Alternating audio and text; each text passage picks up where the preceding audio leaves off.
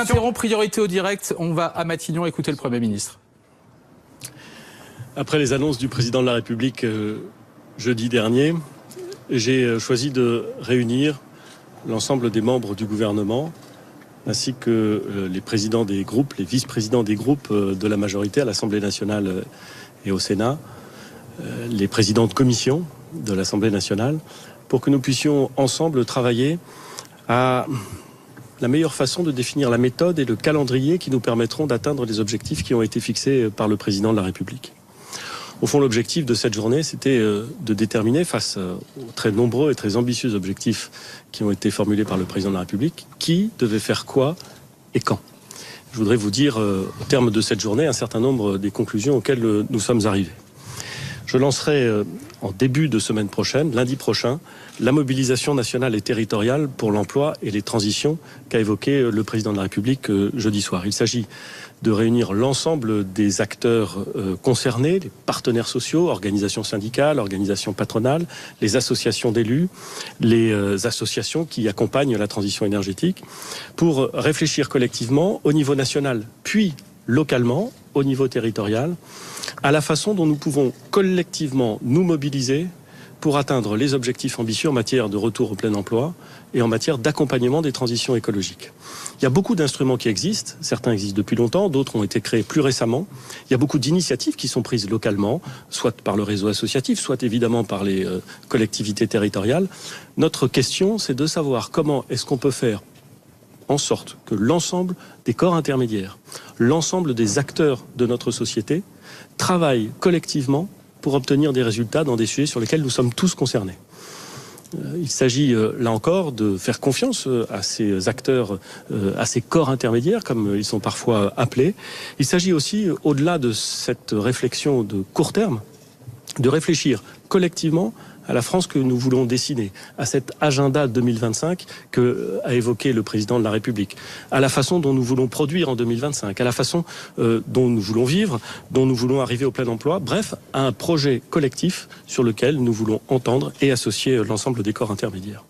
Dans le courant de la semaine, probablement demain, je signerai la lettre de mission chargeant M. Frédéric Thiriez de me faire des propositions sur la sélection, la formation et le déroulement de carrière dans la haute fonction publique.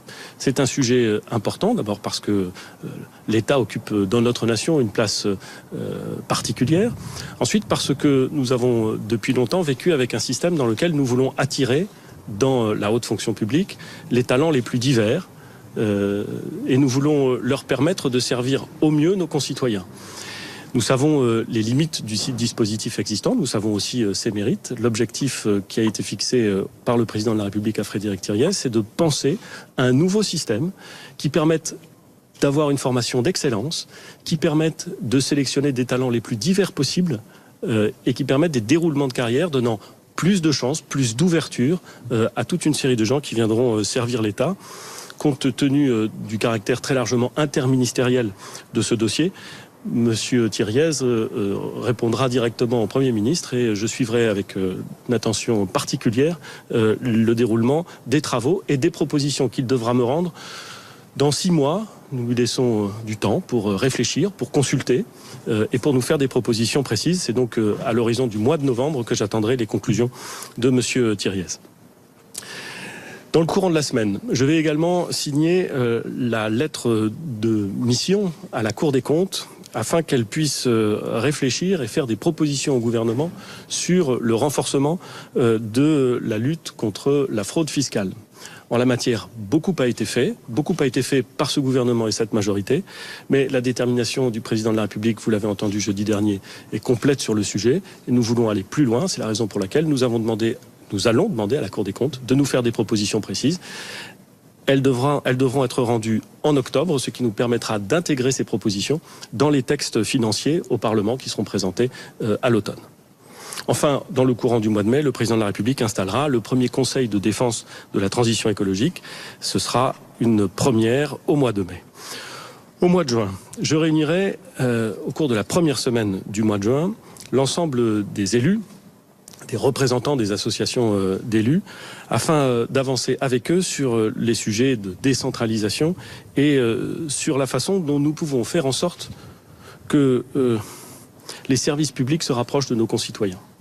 Ce que nous voulons, c'est, en réponse à une très longue série de remarques qui ont été faites pendant le grand débat, faire en sorte que les services publics de l'État, des collectivités, les services publics qui ne sont portés ni par l'État ni par les collectivités, puissent être véritablement plus proches de nos concitoyens. Cette réflexion et ces réformes, elles seront multiples. D'abord, elles doivent passer par le déploiement de France Service dans chaque canton le plus rapidement possible. L'idée, c'est de faire en sorte que dans chaque canton, il y ait un bouquet de services complet, accessible, facilement accessible par nos concitoyens, pour que partout sur le territoire national, on se trouve à proximité des services publics et des services publics de qualité. J'aurai l'occasion, dans le courant du mois de juin, d'annoncer des décisions sur la déconcentration des décisions prises par l'État et sur une nouvelle organisation territoriale de l'État. C'est un processus massif sur lequel nous travaillons depuis déjà plusieurs mois, qui pourra faire l'objet d'annonces précises au mois de juin, qui sera déroulé du mois de juin au mois de décembre 2019. Nous évoquerons également avec les collectivités territoriales, avec les représentants des collectivités territoriales, les sujets sur lesquels nous nous sommes engagés, sur lesquels le président de la République a souhaité s'engager. Je pense à la fin de l'ensemble des doublons qui existent encore entre les services de l'État et les collectivités territoriales. Je pense à la mise à l'étude, à la réflexion sur le transfert éventuel de nouveaux blocs de compétences vers les collectivités territoriales. Nous avons cité la question du logement, nous avons cité la question des transports. Nous devrons avancer avec les élus sur ces sujets. Je pense aussi à la façon dont nous pouvons accélérer la différenciation dans l'organisation des compétences territoriales par les différents niveaux de collectivité. Je pense aussi à la façon dont nous allons compenser la disparition de la taxe d'habitation pour les collectivités territoriales.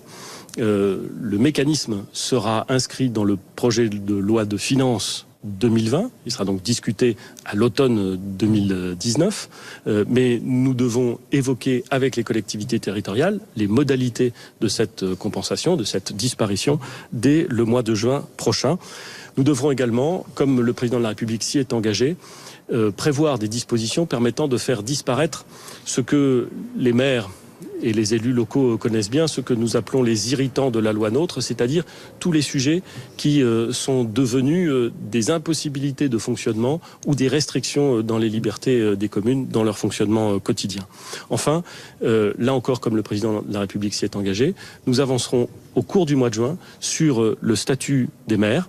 Nous pouvons là encore améliorer très sensiblement les choses et la simplification de son travail et de son environnement normatif notamment.